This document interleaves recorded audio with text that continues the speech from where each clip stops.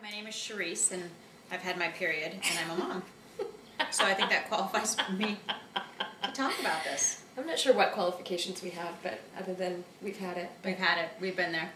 It dawned on me that when I unwrapped a tampon that it would make noise and that would make someone think something about me, but clearly you had that thing. Well, you know, like at school or something in the stalls and stuff because it makes so much noise. Right. Yeah, you always try to rip your pad off slowly off your underwear.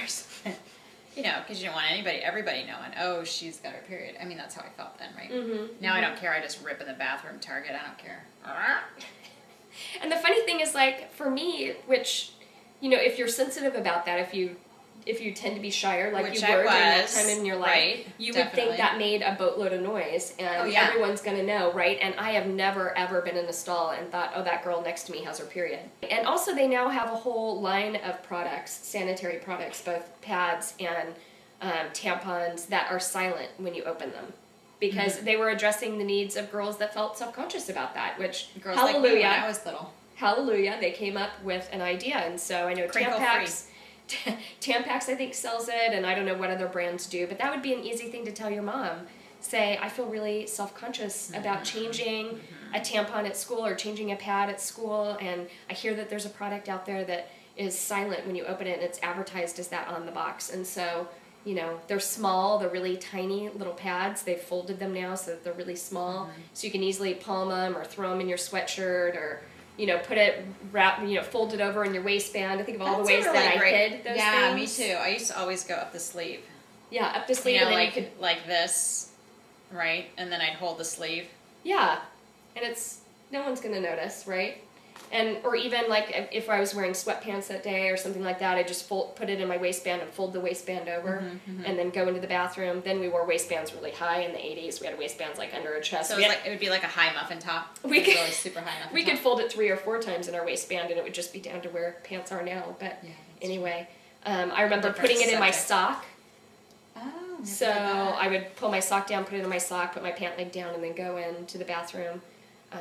My sister bought me like a small purse, like this big, where I could keep what it was in there. And so then, you know, by high school, I certainly felt comfortable just grabbing that out of my backpack and going into a bathroom and putting that in my backpack. You know, that's a really good point, because I think always being prepared is a huge, huge key. Right. You know, and even if you're prepared and somebody isn't, and they're like, oh my gosh, do you have a tampon or a pad or something, that you have something for somebody else, right? And if you are living out of your backpack at school, keep in one of the zipper pockets in the front of your backpack or something, keep an extra pair of underwear in case your period surprises you.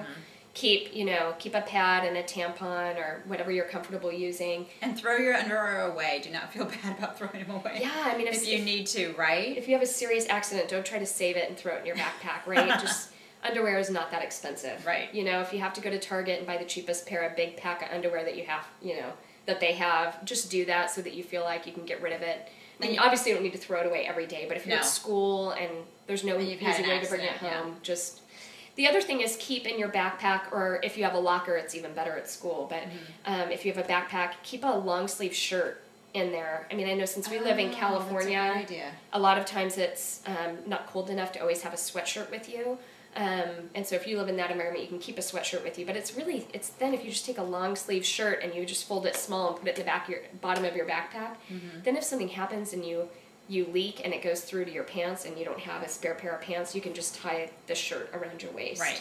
And you've always got a way to cover yourself till you get home. You know, it takes a couple of years for your period to be really regular usually. So sometimes you'll know, oh, I could be like a week away, but I'm not exactly sure. So don't be shy about buying, asking your mom or whoever goes out and does that for you. Buy a big pack of the panty liners and just start wearing the panty liners are super paper thin, but it could be the difference between you being always worried about what if it starts today or whatever, particularly if you're wearing a light color. Just don't take a risk. Just put the panty liner in, and then if something were to happen, you had that extra for a good couple hours. Exactly. It's true. That's a really good point.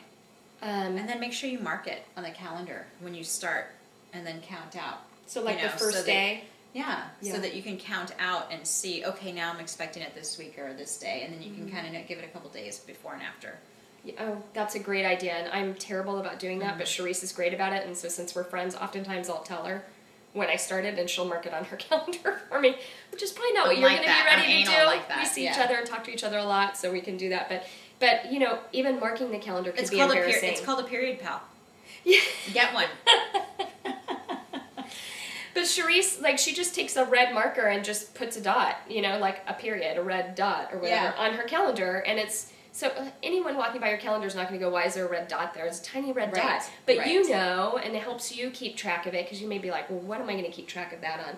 And my guess is, if you're watching this, you probably have some kind of phone or texting service or whatever, and there's probably some way that you can mark it on a calendar, even on your phone, where it's very private.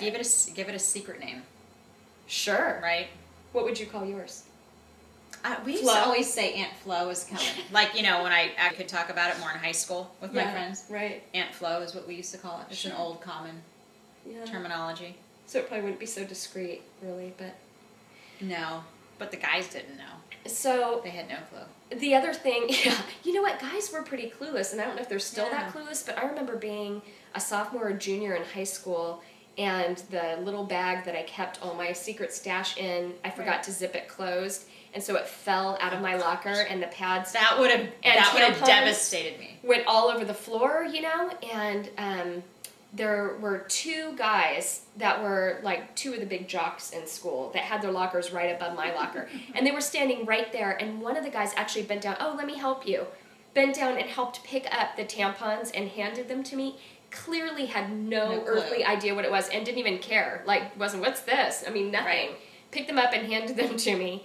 And I was ready to die, and then it dawned on me, he has no earthly idea what he just did. Yeah. So I could let it go. I would have died,